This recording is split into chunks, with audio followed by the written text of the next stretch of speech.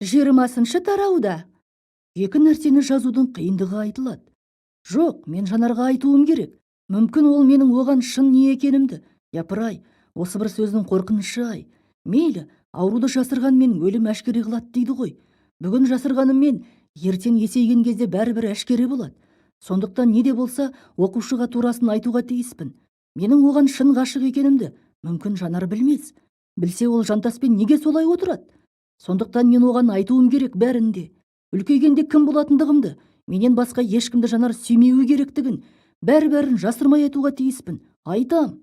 Тап қазір сабақтан тарасымен, онымен үйге бірге қайтамын да, жол жөнекей. Жанар, ғафу ет. Менің саған айтатын сөзім бар. Ол мынау, деп түк қалдырмай айтып берем. Немене, қолынан келмей ме? Келек. Мен су жүрек емеспін. Айта алмасам бар ғой. Не деп ант ішсем екен, а? Міне соңғы сабақ та аяқталды. Жанарды иықтап сыртқа қатарласып ақ шықтым. Жүрегім лүп-лүп етіп артыма қарасам, Жантас қуы лесіп келеді екен. Оның көз қарасы маған, айт, айтам деп кіжінген соң, айтпайсың ба енді, батыр болсаң айт деп, әрі келемеждеп, әрі аңдып келе жатқандай көрінді. Бойым тітіреп, дірілдеп кеткендей болдым. Жантас қана емес, балалардың бәрі Жанар екеумізге қарап, бұлар не сөйлесер екен деп құлақ түріп бара жатқан тәрізді. Жоқ, одан да хат етіп жазып берейін. Міне осым жөн, осы дұрыс деген ойға келдім. Ауызша айтқанда, мүмкін бірдеңелерді ұмытып айта алмай қалармын. Ал хатты қатырып, тәптіштеп тұрып, бәрінде жазуға болады. Күн райы бүгін бұзылыңқы. Күз болғанын білдіргісі келгендей желдетіп, қабақ түйіп тұр.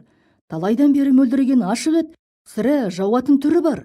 Жасарын бұрынырақ жасап болып, үзіліп түскен бірлі жарым қуаң сарғыш жапырақтар байқалады көшеде. Мен тамақтанып отырғанда сырлап күн жауа бастады. Жынды бір құйын есік алдында зыр қағып, ана босағаға бір, мына босағаға бір соғылды, шаңдатып жіберді. Мына қанжауыр қайтеді деп, әжем есікті жабуға ұмтылып еді.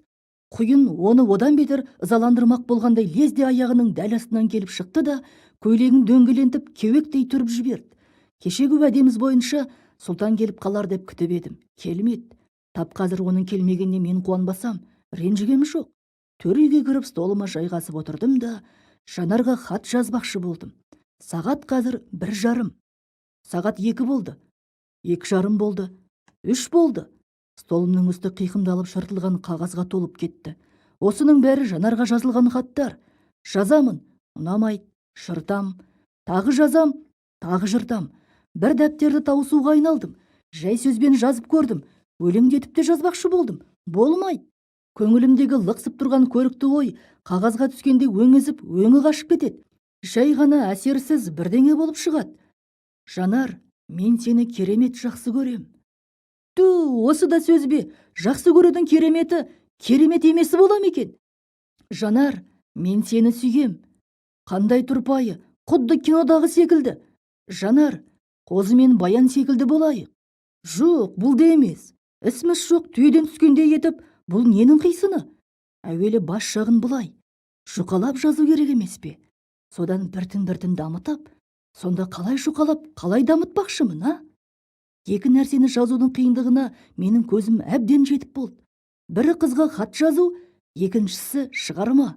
Өлең жазғандай емес, мұның машақаты да жетерлік көрінеді. Мінекей, осы повесті жаза бастағаныма 2-3 айдың жүзі болды.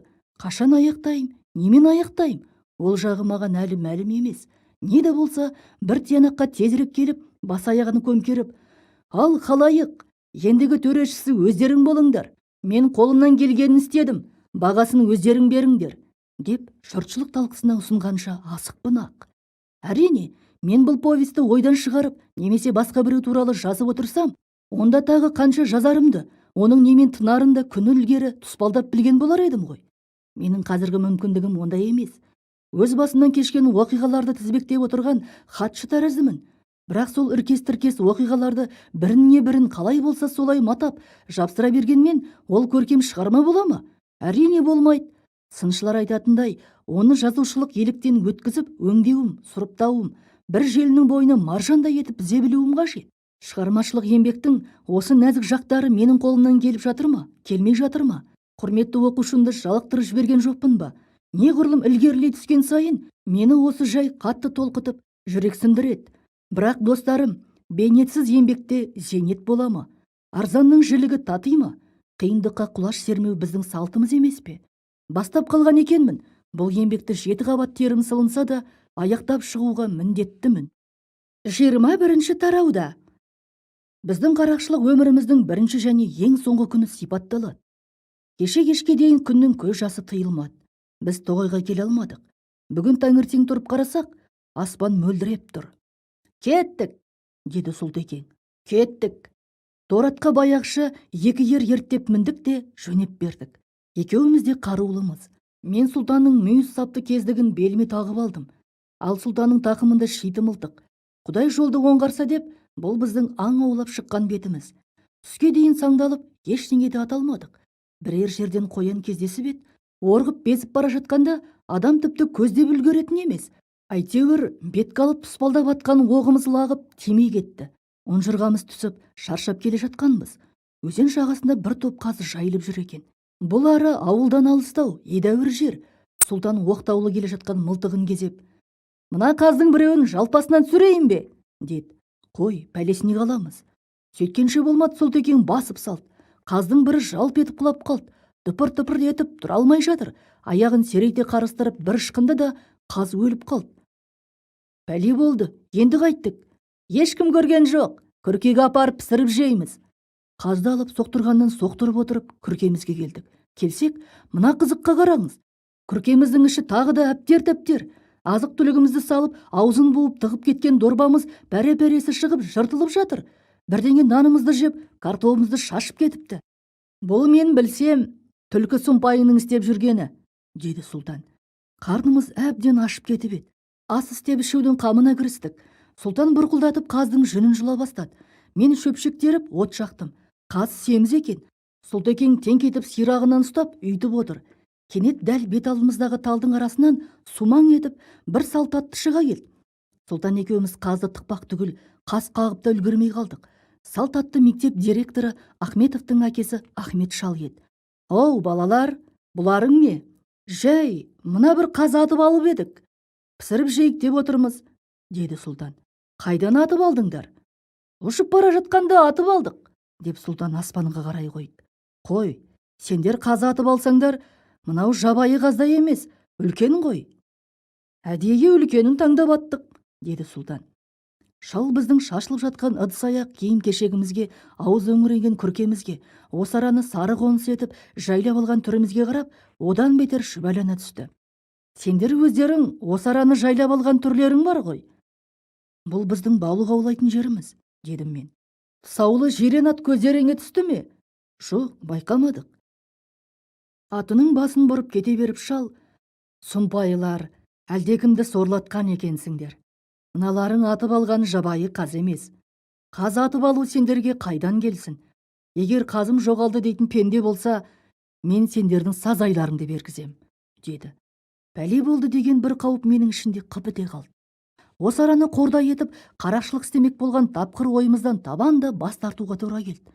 Ондай кәсіптің неге апарып соғуы мүмкін екенін жаңағы Ахмет шалдың тап болуы аңғартып кетті.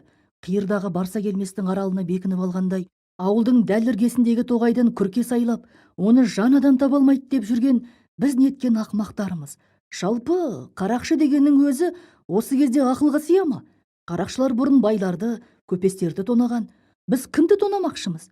Тонамақ түгіл, осы күні біреуге қолыңды көтеріп көрші. Милиция апарып, көзіңді жылтыратып қамап қойсын. Қарақшылық өмір жайында Сұлтан екеуміз енді осылай топшыладық. Семіз қаздың еті бірақ салып асуға шелегімізге сыймады. Екі бөліп асып, әзер жеп тауыстық. Арасында балық ауладық, суға түстік. Бүлдірген теріп жедік. Сонымен күнді батырдық та, ыдыс-аяқ торымызды артынып-тартынып, қас қарая үйге келдік. Бұл біздің қарақшылық өміріміздің бірінші және ең соңғы күні болды. 22-ші тарауда. Бақа мен қаздың шуы, жайлаудан мамамның келуі, әжемнің мені қорғауы сөз болады. Бір айналдырғанды Құдай шыр айналдырады деген сөз бар. Соңғы 2-3 күннің ішінде басымнан кешкен оқиғалар мені есімнен тандырды.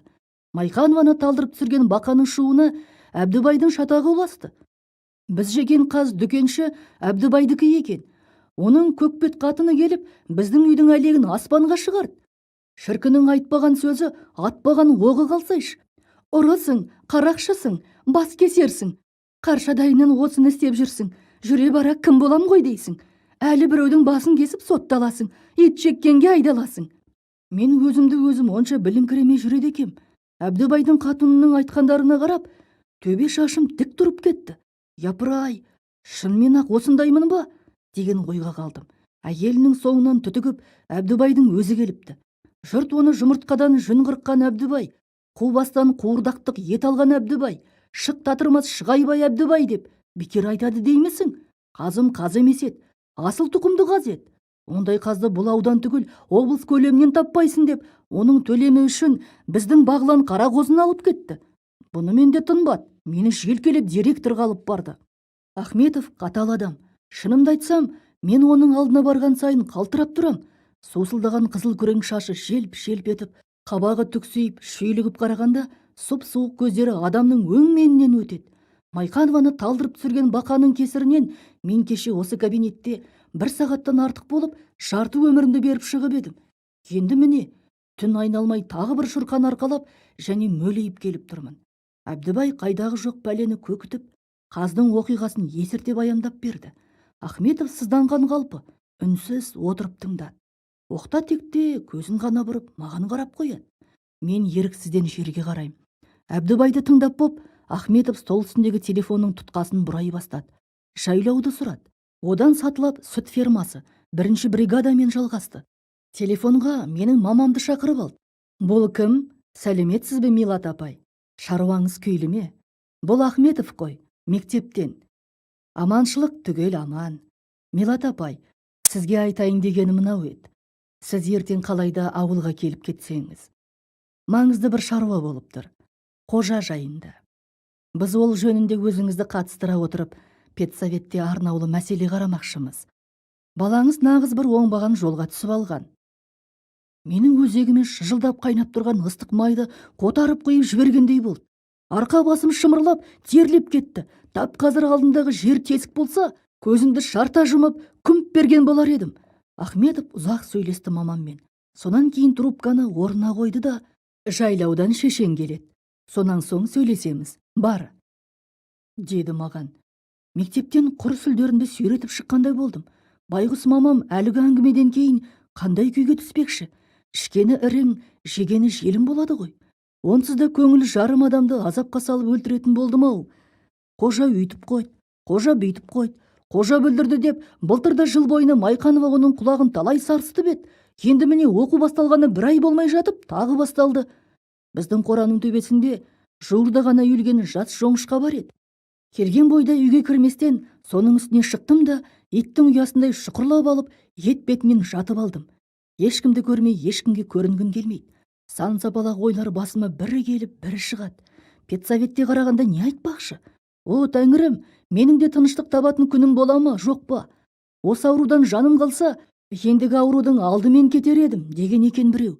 Сол айтпақшы, осы жолы бір жайлы болсам, бұдан былай қой аузына шөп алмайтын момақан болып жүрер едім ау. Осындайда сүйеу болудың орнына сұлтан досым қарасын көрсетпестен тағы да зым-зия жоғалды.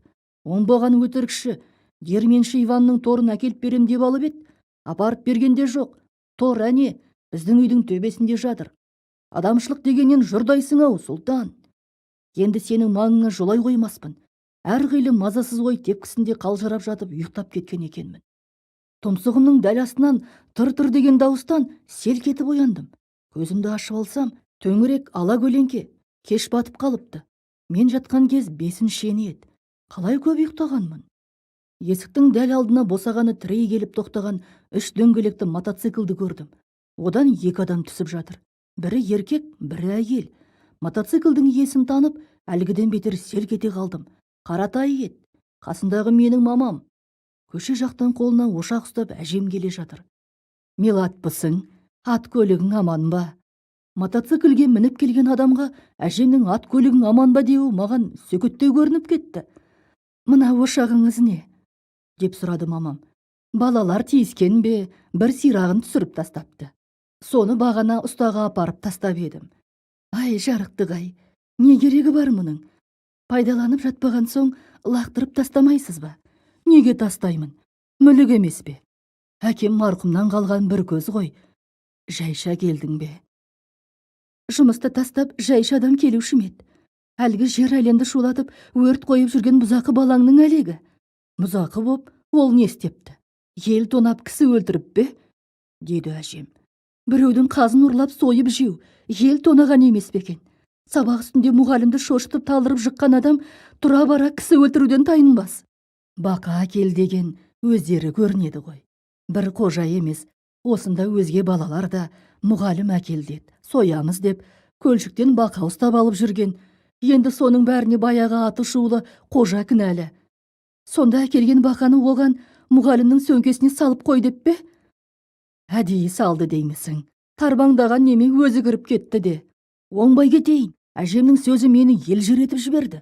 Балапанын қорыған мекиендей шыр-шыр етіп сотқар немересін қамқорына алуын қараш. Ай, жаным әжем, қайырымды әжем, менің кінәлі екенімді біле тұрып естесің ау. Балаға қорушы болғанның жөні осы деп, оның терісінде дұрыс, дұрысында дұрыс деп сіз білдіріп жүрсіз. Бір мезгіл жазғырып қатал ұстасаңыз, ол мұндай жолға түспеген болар еді, деді мамам. Менің қожашым тірі болса, ешкімнен кем болмайды. Өсе келе өзі-ақ түзеліп кетеді. Сабырбек нағашысына тартқан. Ол да жас кезінде осы секілді шығаннан шыққан сотқар еді. Бұл қайта оқу оқып, мұғалімдерін айтқанын орындап, кейде әтіншек боп жүр ғой. Ал Сабырбек нағашысы осындай күнінде молданы қақпасқа таяқпен бір салып қашқан болатын. Кейін есейіп, балалы шағалы бола бастағанда өзі-ақ түзеліп кетті. Қожатай да сөйтеді. Бала күнінде баланың бәрі тентек, деп әжем шұбатып алып жөнелді. Ай, жарықтық-ай, деп мамам қолын бірақ сілтеді. Сіздің мына өсиетіңізді тыңдап өскен бала қалай оңсын? 23-ші тарауда. Кітаптағы ең бір қайғылы тарау болар дейім. Келесі сабақта қайсың бақа ұстап әкелесіңдер? Деп сұрады зоология пәнінің мұғалімі Оспанов. Мен әкелем, дедім. Қадыров, сен әкелесің. Ұмытып кетпе бірақ. Ағай, неше бақа әкелейін? Бір-екеу әкелсең жетеді. Мен бір-екеудің орнына тіс порошогінен босаған қаңылтыр қобдышыға толтырып 5 бақа әкелдім. Оның біреуі ғана үлкендеу еді де, басқалары кішкентай ұсақ бақалар болатын. Бірінші сабақ қазақ тілі. Класқа Майқанова кірді де, класс журналы мен сөмкесін менің алдыма стол үстіне қалдырып, өзі тысқа шығып кетті. Қоңырау әлі бола қоймаған. Сол кезде сап етіп басыма бір қызық ой келе қалды. Кішкентай бақаның бірін Майқанованың сөмкесіне сүңгіттім де жібердім. Не болар екен? Қоңырау соғылды. Сабақ басталды. Тізім шақырып болғаннан кейін Майқанова сөмкесін ашып, қол орамалын суырып алды. Сол кезде кішкентай қара суыр бақа қол орамалмен қоса секіріп шығып, секемшіл мұғалімнің қолының дәл үстіне қонбасы бар ма? Майқанованың шаңқ еткен дауысы бірақ шығып үлгерді. Өңі құп-қу болып сылқ етіп құлап бара жатыр. Майқанова содан сабаққа 2 күн бойына келмеді. Шошынып, ауырып қалыпты. Жұмысқа бүгін ғана шығып отыр. Бүкіл мектепті даңғаза қылған бақа оқиғасының мән-жайы міне осындай. Көз байланып кетті. Жоңышқаның төбесіне дөңбекшіп әлі жатырмын. Не істеймін? Қалай көрінем мамама? Мынау Қаратай деген мұндайда жабыспақ бәле болады екен-ау. Көлеңкеше еріп, мамамның соңынан бір қалар емес. Япыр-ай, мамам осыған шынымен-ақ күйеуге шықпақшы ма? Жоқ, мүмкін емес. Бірсыпыра уақыттан кейін үйден Қаратай мен мамам шықты. Қаратай мотоциклін от алдырып, тұмсығын көшеге қарай бұрды. Кет, жоғал, тезірек кет, деп мен оны көңіліммен желкелеймін. Бірақ Қаратай кете қоймады. Мамаммен сөйлесіп тұрып алды. Олардың сөздерін тыр-тыр еткен мотор үні маған жөндеп естіртпейді. Сөйлесе тұрып Қаратайдың қалқиған денесі мамама біртін-біртін жақындап, тақала түсетін тәрізді. Тоқта, қайда кимелеп барасың? Мен Қаратайды желкеден бүріп ұстаймын да, бар күшімен жұлқып лақтырамын көшеге қарай. Өлген мысық тәрізденіп, көшенің май шаңына барып ол топ ете түседі. Бұл да менің ойымда болып жатқан құбылыс. Қаратай әрең дегенде қош сау бол айтысып, мотоцикліне отырып сырғыта жөнелді. Мамам оның соңынан біраз үнсіз қарап тұрды да үйге кіріп кетті. Әр нәрсенің шегі бар. Мен қашанға жата берейін? Тәуекел деп үйге кірмекші болдым. Қораның арт жағынан жерге түсіп, үстімнің шөбін қағып, бойымды тәртіпке келтіріп алдым. Жүрегім лүп-лүп етіп, алқымыма тығылады. Есікті аша бергенімде тынысым мүлде бітіп, жүрегімнің соғуы тоқтап қалғандай болды. Сол кездегі келбетім көлденең көзге тірі уақ тәрізді қыбырлаған бірдеңеге ұқсайтын тәрізді. Ауыз үйден әжем ұшырасып, сен қайда қаңғып жүрсің, шешең келді, деп төр үйді нұсқады. Сонан соң құлағыма сыбырлап, байқа, шешең саған ашулы, деді. Төр үйге кірдім. Мамам киімшең күйі, өз төсегінде бір уыс болып, әрі қарап бүк түсіп жатыр. Мама! Мамам жауап қатпады. Мені жақындай түсіп, оның уысында көзіне басып алған қол орамалы бар екенін көрдім. Жүрегімді біреу ұстарымен тіліп жібергендей болды. Мама, сен жылап жатырмысың? Мамам басын жайлап көтерді де маған қарай бұрылды. Жасқа шыланған қоңыр көздері біртүрлі бөтен, суық. Иә, жылап жатырмын, деді ол. Дауысы қарлығып бітіп шықты. Жыламай қайтейін. Құдай бағын ашпаған мен сорға жылаудан өзге не бұйырған? Қу жалғыз, сенің ақ күйігіңді тартып өлетін болдым-ау. Осы сен не боп барасың күннен күнге? Бұл не сұмдық? Жүрген жеріңе шөп шықпағыр боп барасың ғой. Ұялмайсың ба бір мезгіл ел жұрттан? Қу жалғыз-ау, айтшы, не болды мұнша саған бұзылып? Өлтірдің ғой мына сорлы анаңды. Ел бетіне қарағысыз қылдың ғой. Қайтем сені? Қайтем? Неге тыныш жүрмейсің? Осы саған не жетпейді? Маматай, қойшы, ендігәрі. Мамам менің жалбарына созған қолымды қағып жіберді. Жолама, мама деуші болма мені. Құдайдың сендей бала беріп, азапқа сап қойғанынан да қу бас тастағаны артық еді ғой. Қойшы, маматай, ең соңғы рет кешірші, ант етем. Мамамның тізесін құшақтай жығылған қалпым еңіреп жылап жібердім. 24-ші тарауда педсовет жайлы сөз болады. Жұмыр жер күндегі дағдысы бойынша тынбастан зырлап, кіндігін және бір айналып шықты. Тарих тағы бір тәулікке ұзарды. Осы бір тәуліктің, яғни 24 сағаттың ішінде мынау ығы-жығы күнәһар дүниеде кімнің басынан не кешіп үлгермеді дейсің? Қанша адам өмірге жаңадан келіп қосылды, қанша адам оларға орын босатып, о дүниедегі мәңгілік мекендеріне сапар шекті. Осы бір тәуліктің ішінде қаншама бақытты кеудеде қуаныштың оты маздап жанбады. Қатал тағдыр қаншама басы жұмыр пендесін қайғының қара суығында бүрсендетпеді. Осы соңғы топқа мен де қосылам. Мен өзімнің 13 жыл өмірімнің ішіндегі ең бір қатыгез күнді бастан кештім. Тыста қараңғы, ауыл үсті тыныштық. Ақымақ иттер ғана әр жерден әуп-әуп үріп басылады. Көшенің басынан бір ит шәу ете қалса, соңынан оған басқа бір ит үн қосады. Сонан соң үшінші, төртінші иттер әупілдесіп, «О, не боп қалды?» дегендей ауылдың бүкіл еті улап-шулап кететін сәтте болады. Оның ішінде айбарынан да айғайы көп. Шіңкілдек кіші күндері, маң төбеттердің қарлыққан қалың дауыстары, қаншық иттердің құлақ кесетін ащы шаңқылдаулары бәрі аралас. «О, иттер, қалың иттер, мұншама көп боларсыңдар ма? Түрлі-түрлі боласыңдар ма? Бейберекет үргенді, тақымнан үндемей келіп ала түскенді қашан қоярсыңдар?» Мамам екеуміз мектепке, педсоветке келе жатырмыз.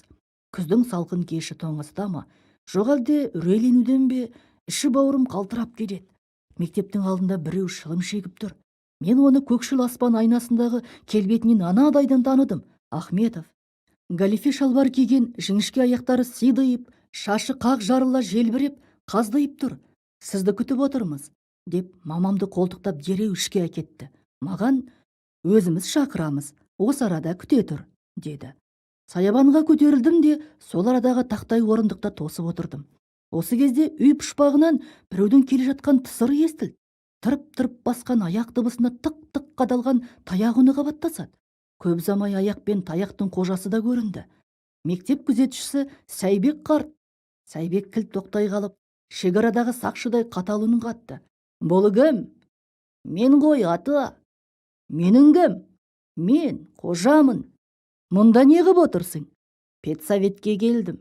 «Онда сенің не шаруаң бар?» «Мен жөнінде мәселе қарап жатыр». «Мәселе? Қандай мәселе?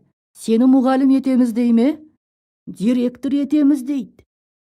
«Онда тіптен жақсы, жалақың көп болады». Сәйбек менің қасыма келіп отырды. «Әй, қожа, сенің әкең марқұм азамат еді ғой.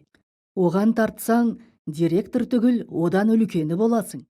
Бірақ оған тартпағансың. Мен сенің әкеңе қарыздар адаммын. Менің мойнымда оның тиын емес, теңге емес, бақандай бір қарасы жүр. Қалай дейсің ғой? Міне былай». Алғаш колхоздасқан жылдың күзінде мен оның келіскен бір жорға күрең аты бар еді. Ол кезде жұрттың көбі қара жаяу. Соны диірменге мініп барып, сазға батырып өлтіріп қойдым. Суып қаңсып тұрған атты суармай, отқа қоям деп өзімнен болдым. Аяғы шідірлеулі еді. Су ішем деп барып, оппаға түсіп кетіпті. Ертесінде қарасам, суға сүңгіген үйріктей арт жағы ғана көрініп, тоңқайып жатыр. 10 шақты жігіт жабылып, арқан сап әрең суырып алдық. Міне, басқа біреу болса, соны қыңқ еткізбестен төлетіп алар еді ғой. Ал Қадыр марқұмның кең пейілділігі соншалық. Сіз қасқып өлтірген жоқсыз ғой. Ажалы солай тура келген шығар деп үнсіз қоя салды. Міне, әкең осындай парасатты, ақылды жігіт еді. Сайбек осыны айтты да, сәл ойланып барып, ал сен ғана емес-ау, қазіргі осы оқып жүрген балалар көбісің ақмақсыңдар, деді. Неге дейсің ғой? Ақмақ емей немене? Тәртіпті жүр, оқуыңды жақсы оқы. Адам бол десе, сендер соның бәрін керісінше істейсіңдер. Осы кезде іштен оспанып шығып, Қадыров, қайдасың? деп дауыстады. Бар, әне, шақырып жатыр. Ай, сотқарым, ай. Директор кабинетіне осы мектепте бір оқушы ең көп бас сұқса, сол мен болармын дейм. Майқанова талай сүйреп әкеп, ендігәрі қой аузынан шөп алмай жүруге талай рет уәдемді берген үйреншікті орын ғой. Бірақ бұл жолы мен мұнда шын мәнінде күйзеліп, тебіреніп кірдім де, босағадағы суық пешке сүйеніп тұрып қалдым. Төрде сарғыш шашы қағайырла желбіреп Ахметов отыр. Түсі өрт сөндіргендей, қасының арасындағы қатарынан тіке тартылып түскен екі сызық әдеттегіден терең де қалың. Бере кел, деді ол қолындағы автоқаламымен бөлменің ортасын нұсқап. Алдыма қақпаны құрулы тұрғандай жыбырлап бір-екі аттадым. Екі жақ қабырғада тізіліп отырған мұғалімдердің барлық көзі жан жағымнан найзадай түйреп қадалып барады. Әсіресе оң жақта директорға таман отырған Майқанованың сұсы қатал да сұрапыл көрініп кетті. Қадыров, сені біз мұнда не үшін шақырып отырмыз, білесің бе? деді Ахметов. Білем, дедім. Не үшін шақырып отырмыз? Тәртіпсіздігім үшін шақырып отырсыздар. Екі-үш жерден мырс етіп күлген үндер естілді. Сені мектеп өмірі тойдырды ма? Бұдан былай оқығың келмей ме? деп сұрады Ахметов. Жоқ, оқығым келеді. Ендеше неге қоймайсың тәртіпсіздікті? Ахметов неге деген сөзді бар даусымен шегелей айтып, столда үлкен ауыр алақанымен сарт ұрып, ұшып түрегелгенде мен ғана емес, бүкіл отырғандар түгел селк ете қалды. Қоямын енді, кешіріңіздер. Бұл нешінші? 100-ші рет уәде беруің бе? деп кейіп кетті Майқанова. Бұдан былай ешқашанда тәртіп бұзбайым. Менің қазіргі талқыға салып отырған тәртіпсіздік қылықтарымның қай-қайсының да себебі бар еді. Қазды атқан мен емеспін, Сұлтан. Албақаны сөмкеге Майқанова талып жығылып қалсын деп, оның соншалық шошмал адам екенін біліп салған жоқпын. Тіпті бұның ақыры не болады деп ойлап та жатпадым. Салғым келді, салдым. Осындай бір ақмақтық кейде ақылға мұрша бермей, дедектетіп әкететіні бар. Істеп алып соңынан бармағыңды тістейсің. Осының бәрі осылай бола тұрса да, мен өзімді ақтап бір ауыз сөз айтпадым. Ақталудың тіпті қисыны бар ма? Бәрін мойындадым. Бар айтқаным, кешіріңіздер, соңғы рет тағы бір кешірім жасап, сынап көріңіздер. Бұдан былай қарай тәртіпсіздік істейтін болсам, қандай жаза қолдансаңыздар да ризамын. Жоқ, Қадыров түзелмейді. Ол уәдесін бізге талай берген. Қадыровты оқудан шығару керек, деді Майқанова. Маңдайдан буым бұрқырап, есік алдына шықтым. Сайбек көрінбейді. Омырауымды ағытып, желпініп ойланып тұрмын. Не деп шешер екен? Мектептен шынымен-ақ шығара ма? Онда не істеймін? Қайта барып есіктегі кілттің орнына құлағымды тосып, мұғалімдердің не айтып жатқанын тыңдағым келеді. Әрине, Майқанова мені құрту, оқудан шығару жағында болар. Ал басқа мұғалімдер не айтады? Анфиса Михайловна, Оспанов, Дәуірбаев, бұлар мені жақсы көретін мұғалімдер емес пе?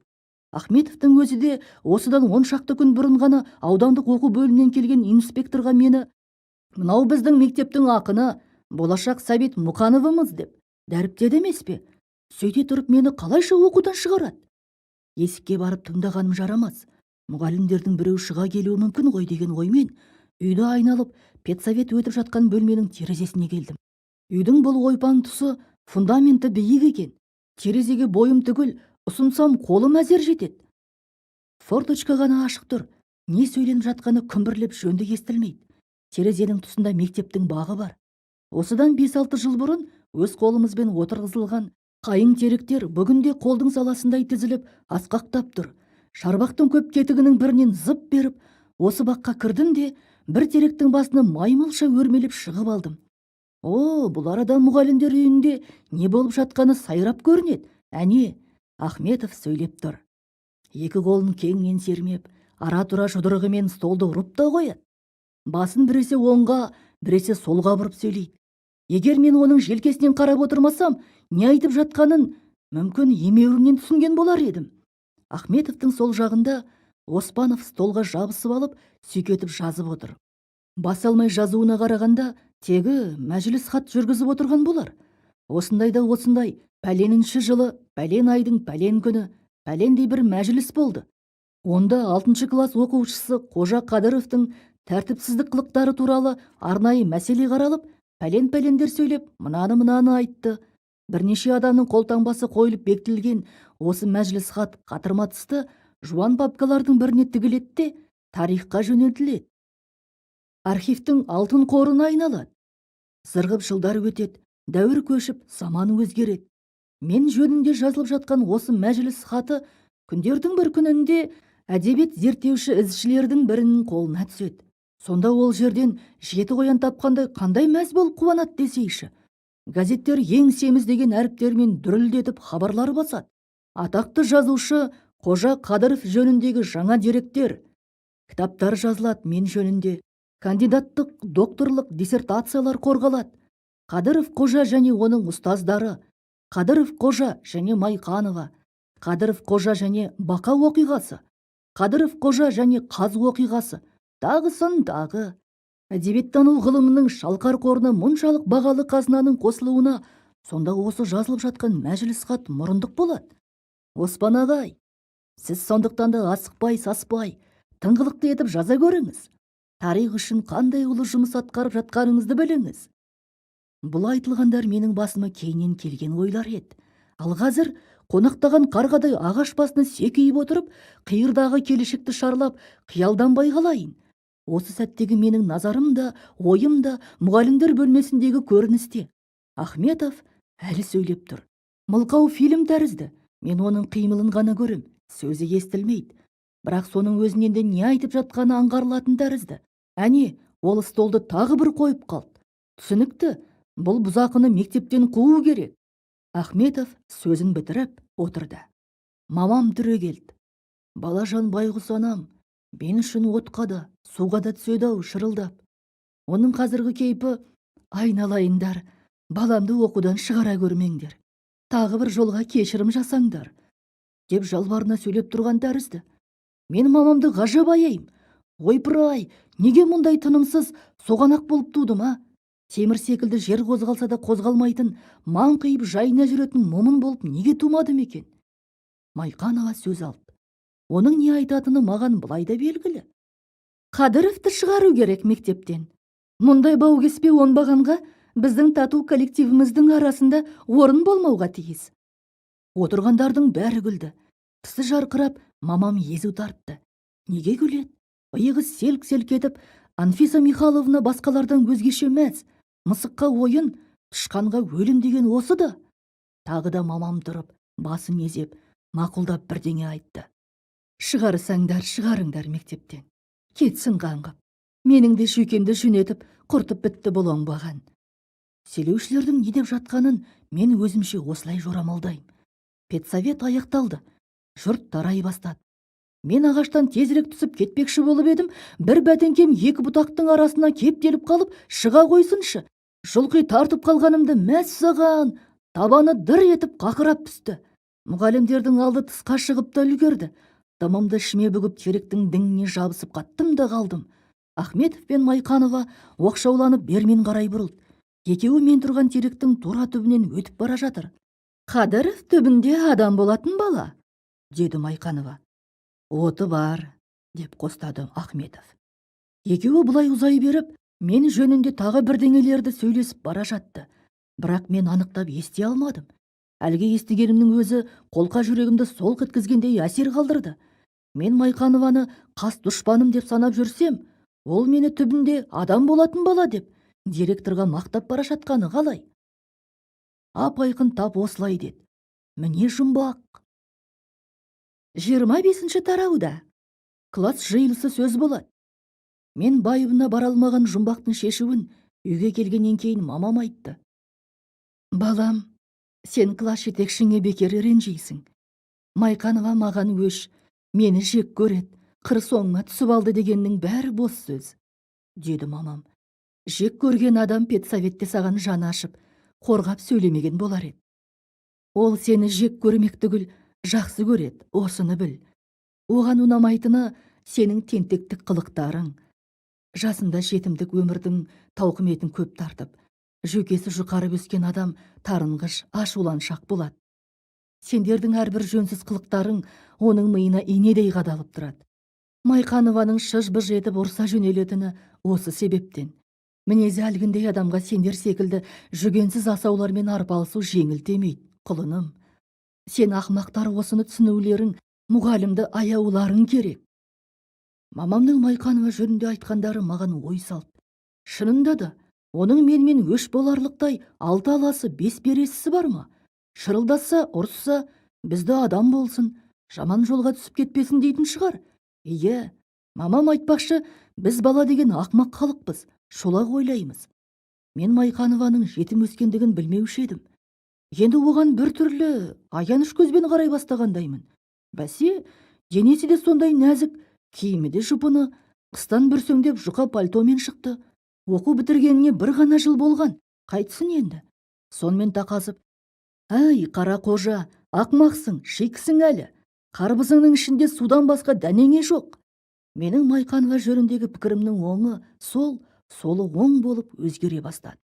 Педсовет немен тыңды? Сабыр ет, оқушым, қазір айтып берем. Педсоветтің тиянағы мынадай. Қадыров жөніндегі мәселе класс жиналысында қаралсын. Егер 6 класс оқушылары Қадыров қожаның бұдан былай ешқандай тәртіпсіздік істемеймін, түзелем деген уәдесіне сеніп, дирекция алдында кепілдік беретін болса, онда Қадыров осы мектепте сынға қалдырылсын. Ал егер олар ондай кепілдік бермесе, Қадыров қожа осы аудандағы өзге мектептердің біріне ауыстырылсын. Педсоветтің мен жөніндегі қаулысы осындай.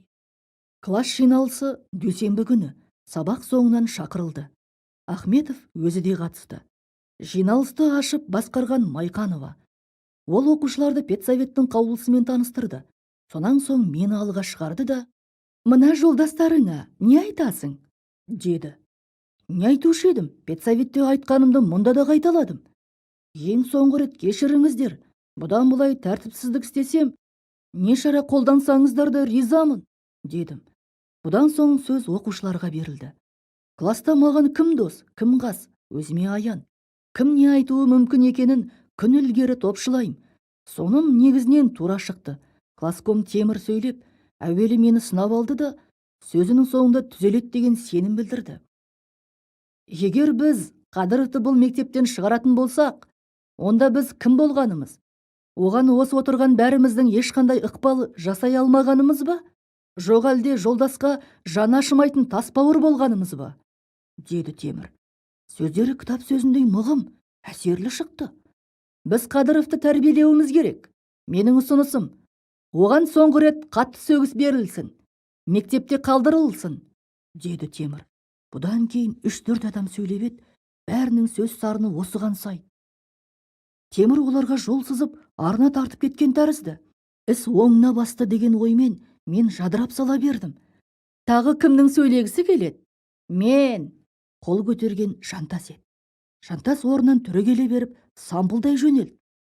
Қадыровты оқудан шығару керек. Ол уәдесін бергенмен орындамайды. Былтырда талай рет уәде берген.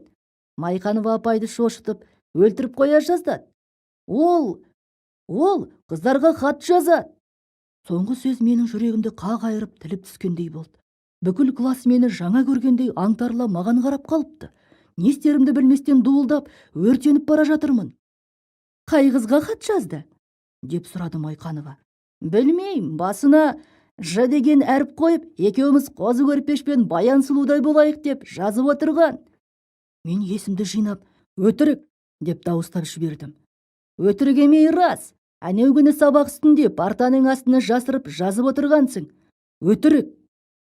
Мен Жанарға жазған хатымның бірін Жантас қу қолына түсіріп алған екен ғой деп шошып едім. Олай болмағанға, деп өзіме өзім келгендей болдым. Жанар жаққа көз тастап едім, оның жүзін байқай алмадым. Маңдайын қос қолдап таянған қалпы төмен қарап отыр. Абырой болғанда хат жайына ешкім мән бермеді. Сірә өсекші Жантастың тағы бір зу еткізгені деп ойлап қалса керек. Тағы кім сөйлейді? Деді Майқанова. Басқа сөйлеуші болмады. Ақыры мәселе дауысқа салынды. Бірінші ұсыныс. Қадыров мектептен шығарылмасын. Ең соңғы қатты сөгіс беріліп, қалдырылсын. Көпшілік. Екінші ұсыныс. Қадыров мектептен шығарылсын. Бір ғана адам қол көтерді. Ол Жантас. 26-шы тарауда. 27-ші тарауға бастап апарады. Асты үстіне келтіріп, дауыл сапырған көк теңіздің тепкісінде жалғыз қайықшы қаңғалақ ойнайды. Бірін-бірі тықсырған арқырау жал толқындар әлгіні бірде жаңқадай ұшырып, аспанға алып шығады да, бірде теңіздің шыңырау түбіне тастап келіп жібереді. Қайықшы байғұстың қайраты сарқылған, амалы таусылған, төніп келген қатерге бақырая қарап тосып алғаннан басқа шарасы жоқ. Тағдырының немен тынарына көзі жетпей, жегідей жеген күйзеліс минуттары. Мен өзімнің соңғы күндері бастан кешкен халімді көз алдыма осылай әкелем. Дауыл сапырып өтті, жан қалды. Енді ес жиып ойлауыма, өзім ес беріп толғануыма болады. Әрине, бәріне өзім айыптымын. Осының бәрі тәртіпсіздіктің, мінез құлқымның нашарлығының кесапаты. Әйтпесе, ана темір құсап өзімді өзім үлгілі ұстап, тек жүріп, тек тұрсам, мұндай жағдай болар ме еді? Аяулы алтын мамам арып-талып жайлаудан жұмысын тастап келер ме еді? Қасірет шегіп қапаланар ме еді? Жоқ, жетет. Ақмақтықты енді доғаруым керек. Түзелуім керек. Бұл менің түзелемін деп өзіме өзім бірінші рет уәде беруім емес. Талай рет уәде бердім, шындап бердім. Бірақ қанша тыныш жүрейін деп тырыссам да, олай болмай шығады. Не ет қызуыммен, не басқа бір себеппен тәртіпсіздік істеп қойғанымды өзімде байқамай қалам. Жоқ, енді олай болмауға тиіс. Таңертең мамам жайлауға қайтпақшы болды. Атына кеп ертеп бердім. Ол менің басымнан сипап тұрып, ал қожатай, ақылың бар баласың. Бәрін өзің түсінуің керек. Егер сен тағы бір шулыған шығаратын болсаң, онда маған өкпелеме. Осы көрген азабымда жетеді. Өмір бойы сенің күйігіңді тартып жүре алмайым. Әкеңнен қалған үй мүлікке өзің ие бол. Мен бұл үйден кетем, деді. Бұл сөзді естігенде менің көз алдыма жағал мотоциклімен Қаратай елестеп келе қалды. Ол маған мұртынан күліп масаттана қарайды. Иә, әкетем мамаңды. Сен әжең екеуің осы үйді бағып қаласыңдар. Мамамды құшақтай алдым. Жоқ, маматай, кетпеші жаным мама. Ендігәрі тәртіпсіздік істесем, оңбай көгерме кетейін. Көңілім босап көзіме жас қаймақшып келіп қалды. Мамам қолын иығыма салды. Сен жақсы жүрсең, мен ешқайда да кетпейім. Күйеуге тимеш, маматай. Адыра қалсын күйеуі. Мен үшін сенің адам болғаныңнан артық ешқандай да бақыт жоқ, деді мамам. Мамам жайлауға жүріп кетті. Мен мектепке келе жатырмын. Көңілім көтеріңкі, бойым сергек. Мамамның адыра қалсын күйеуі. Мен үшін сенің адам болғаныңнан артық ешқандай да бақыт жоқ, деген сөзі құлағымнан кетер емес. Сен шымаған маматай, адам болам, қалайда адам болам. Мынау деген жазушы болып шықпасам, не қыл дейсің? Мен енді кешегі қожа емеспін, басқа қожамын, өзгерген қожамын. Бүгін менің жаңа өмірімнің бірінші күні.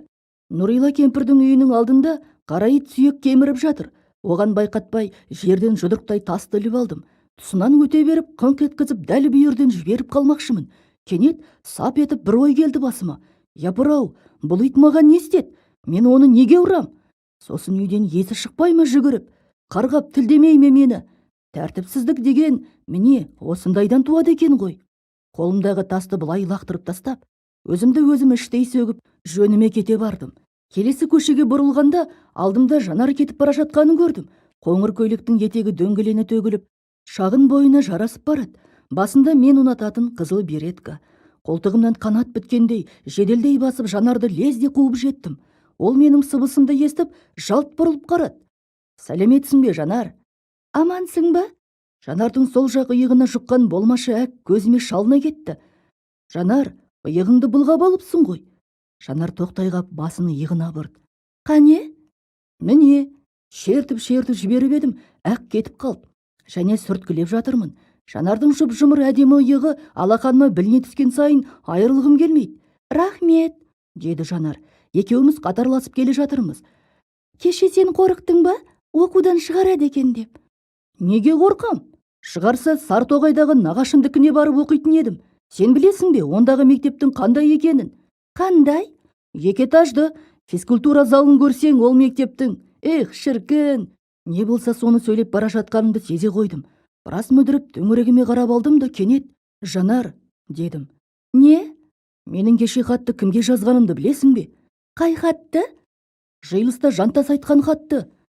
Жанардың жүзі қып-қызыл болып кетті. Кімге жазып едің? Өкпем аузыма тығылды. Жай, ойнап айтам, дедім. 27-ші тарауда. Құпия кеңес жайлы сөз болады. Повест осымен аяқталады. Кешкі астан кейін төр үйге кіріп, стол шамды жақтым да, сырттан ештеңе көрінбестей етіп, терезе перделерін түсірдім. Бұрышта кісі бойы үлкен айна тұр. Столымды соның дәл алдына тақап қойдым да, дүниені шулатып, сойқандап жүрген қылмыскер қожамен бетпе-бет келіп отырдым. Қадыров қожаның жеке бас құпия кеңесі ашық деп жариялайым. Күн тәртібінде бірақ мәселе. Тәртіпті, үлгілі оқушы болу үшін мен бұдан былай не істеуім керек? Күн тәртібін протоколға мәнерлеп жаздым да, қылмыскердің жүзіне қарадым. Ал сөйле, батырым. Ол арсыз бұның бәрін қалжың деп ойлайтын болуы керек. Күледі маған қарап, көзін бақ житып, ернін шығарып, аузын қисайтып, келекелейді өзімді. Оның бұл қылығына менің ызам келіп, ашуым қайнап кетті. Қабағымды қарс түйіп, Ахметовке еліктеп, столды тарс еткізіп қойып қалдым. Түрегел! Батырыңа жан керек екен, ұшып түрегел. Отыр! Қайда отырды? Неге шақырдың, қожатай? Деп әжем кіріп келе жатыр. Шақырғам жоқ, ары барыңыз. Дауыстағандай болдың ғой. Сізге емес, жай. Мұнда құпия кеңес өтіп жатыр. Бөгет жасамаңыз. Кеңесі нес? Кеңес дегенің не екенін түсінбейсіз бе? Жиылыс өтіп жатыр. Әжем бір сәтке аңырып, үрке қарап қалды. Әкем-ау, мынау не айтады? Жиылысы нес?